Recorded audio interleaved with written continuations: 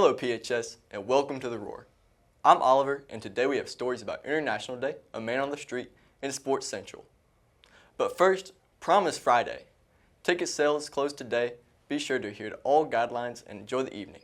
Up next is our story about International Day.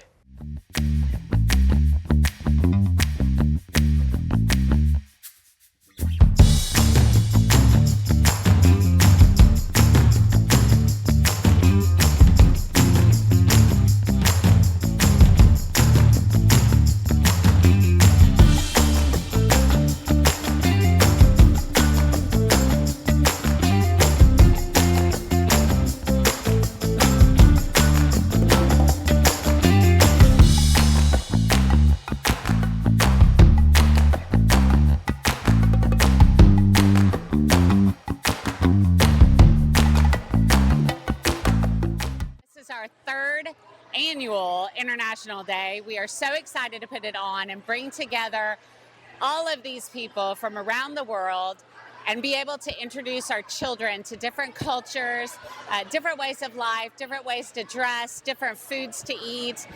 We love the opportunity to share this with our kids because we believe that when you travel, there's no opportunity to have hate in your heart. All right, I am here with Mr. Whitman, and I'm here to ask me a few questions. So, why do you feel that this is such a successful event for Prattville? Well, it starts with community partnerships. You know, we're here tonight or today at the Y. The Y is a great partner for us. Our parents are volunteering, helping us out. We've got Maxwell Air Force Base. We've got a lot of our teachers here, and obviously we've got great student ambassadors here today, right? So, yes. We appreciate everybody. That's how this event's so successful, is everybody works together. Are you looking forward to do this in the future? Absolutely. This is my third year, and this is one of the things you circle on the calendar every year. It's a really good event, and we're just very thankful for everybody giving our kids this opportunity. Right, all right. So how do you feel that this brings everyone together in our district and really helps out our people in our community? Absolutely. Again, it gets the kids, it allows the kids to have a little different perspective.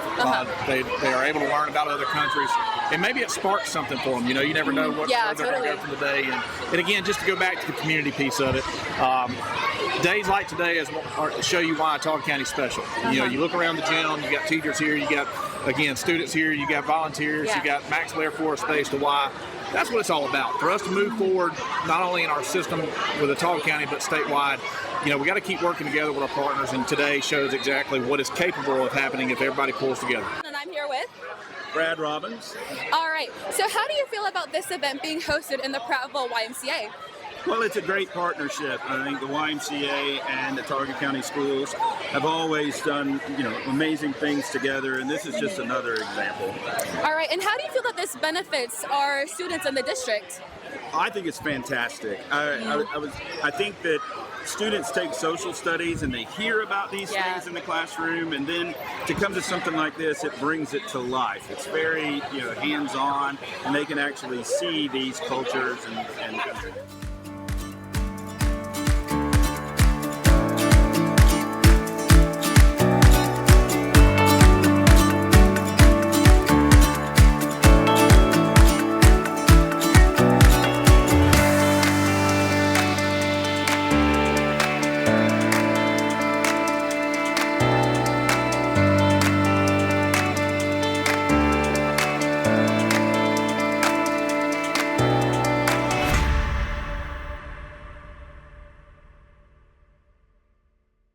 Now, here's a story about the rise and fall of 6'7".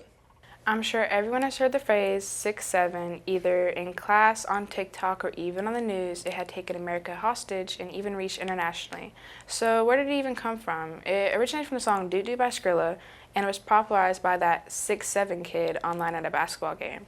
I'm sure many of us have seen the edited picture of him with lightning bolts coming out of his eyes.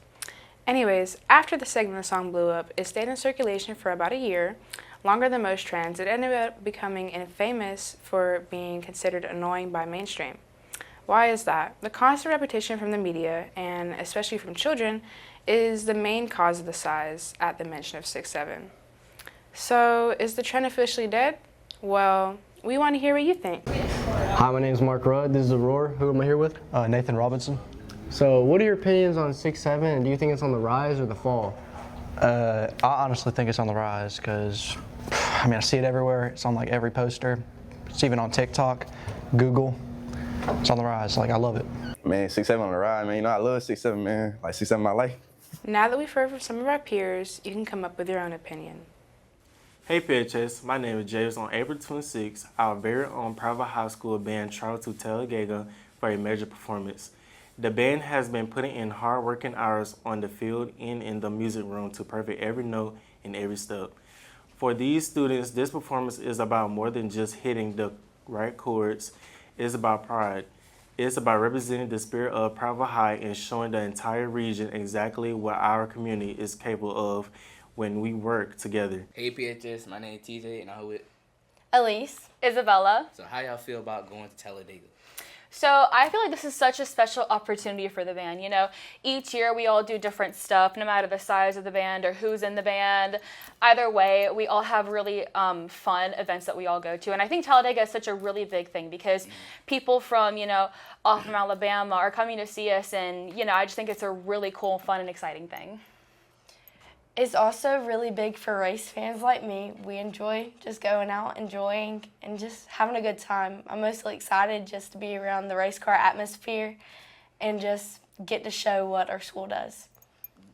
So y'all think y'all gonna represent PHS real good? Yeah. Yeah, 100%. Yeah, we're gonna be playing the national anthem at the race, and I feel like that's obviously all eyes on us. So I think it's a really good opportunity to show how good we are and what we stand for.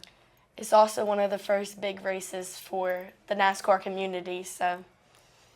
Representing the pride of Prattville as always. All right, that's all we have today, and thank you guys for coming. Of course. You're welcome. Thank you, TJ. It's clear that energy is high and the discipline is even higher. We want to wish the entire Prattville High band the absolute best of luck on the road. We have no doubt that they are going to be the stars of the show and leave Talladega ringing with the sound of excellence. That's all the news I have for you today. As always, go Lions. This is Prattville Pals, a student-based organization. Our mission for Prattville Pals is to make sure every student belongs by encouraging friendship, inclusion, and connection among students of all abilities. What kind of things do we do? The club is designed to give students the opportunity to spend their time with their peers without disabilities, participate in games and crafts, go on field trips, help with school and community events, and enjoy a fun, welcoming environment that encourages friendship building. And now, here's how some of the members feel about Prattville Pals. What was your favorite activity? Making the canning salad. And why was your favorite activity? It was fun, so we could have a good time and make new friends and relationships. What do you like about Prattville Pals? For me, it's a great opportunity to hang out with the kids and just get to know them and form really special bonds. Good friends. Doing activities, meeting new people, and my favorite activity is crafting and drawing.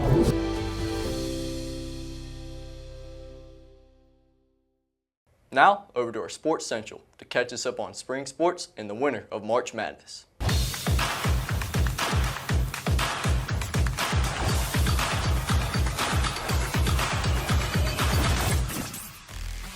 Hello Sports Central fans, I am Eli. First up today, I will cover what is happening in spring sports here on campus, followed by a recap of the March Madness tournament. But first, our varsity baseball team is hot. The baseball team is 22-5 and are entering region games. Lady Lions softball are 19-9 and close to ending their season as they fight tough opponents in the region. Boys varsity soccer is currently solid in their season, sitting at 10-6-4 and 3-1 in the region. One more spring sport I will cover is the Prattville Lions archery team.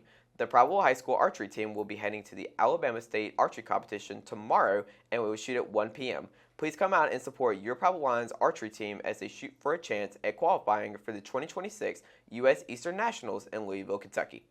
Going into the topic of golf, the Masters is just around the corner. The Masters will start tomorrow, April 9th, and run all the way till April 12th.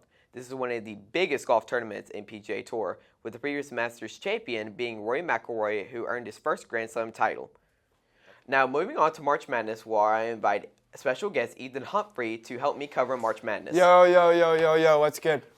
Hey Lions, welcome back to Lions Sports Central. I'm taking over now. Today we're going to be talking about March Madness. This is my favorite tournament of the entire sports calendar year. March Madness is just incredible. It's my favorite tournament. So we're going to go ahead and get started. So Last year, we didn't have a lot of upsets. We had mostly just a bunch of chalk in the tournament. This year, it was similar, but I actually think it's something different. Instead of chalk madness, I think this is the tournament of almost. So a lot of you guys remember, but Siena almost upset Duke. Duke was the #1 overall seed. Siena actually held a 13-point lead as a 16 seed. Incredible story. It would have been insane if they had won that game, but unfortunately, they played the same 5 guys the entire game, and they all got tired, so they couldn't win it. Santa Clara also almost beat Kentucky. I know you guys remember that shot, the half-court buzzer beater to send it to overtime for Kentucky. I mean, if they don't make that shot, the game is over. So Santa Clara probably should have pulled that upset realistically. Wright State almost beat 3-seed Virginia. They had it down to, I think, 4 or 3 points within the last 3-4 minutes or something like that. That was a really close game, and if that had gone the other way, we would have been talking about this tournament a lot different, in my opinion.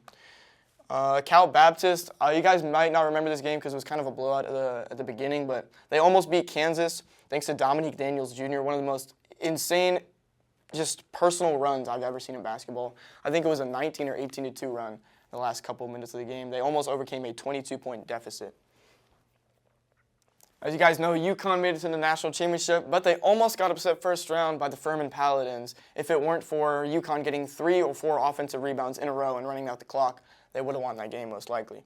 Final four, UConn beats Illinois. Actually, pretty good game. The final score would not tell you that, but it was a pretty good game, in fact. Yeah.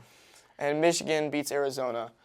In my opinion, if these two teams did not have to play in the Final Four, they'd be meeting in the national championship. Yeah. These two teams are incredible teams, but Michigan gets it done versus Arizona and goes on to win the national championship in a pretty good game versus the UConn Huskies. Oh, yeah, that was, what is it, 69-63?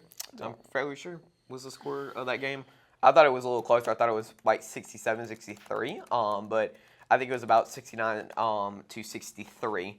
I'm pretty sure, isn't that like Michigan's first national championship in 35 years? The last time they won it was in the 80s, so I think it was the mid to late 80s. So this is their second national championship in program history. Yeah. So good job to the Michigan Wolverines, although I don't like you guys very much because you did take down my favorite team, which is the St. Louis Billikens, the second round. That's just personal matter. Unfortunately, I'm an Auburn fan, so we were the first team out, but we did. Hey, NIT tournament champions. I'm not even going to talk about that because nobody really cares that much, but War Eagle anyways. Thank you guys so much for watching this episode of Lions Sports Central. I'm Ethan. And I'm Eli. I'll see you guys later. That is all we have this week. Be sure to subscribe to our YouTube channel to replay your favorite episodes and find other videos like our short films or competition videos. Well, I'm Oliver, and you just watched The Roar.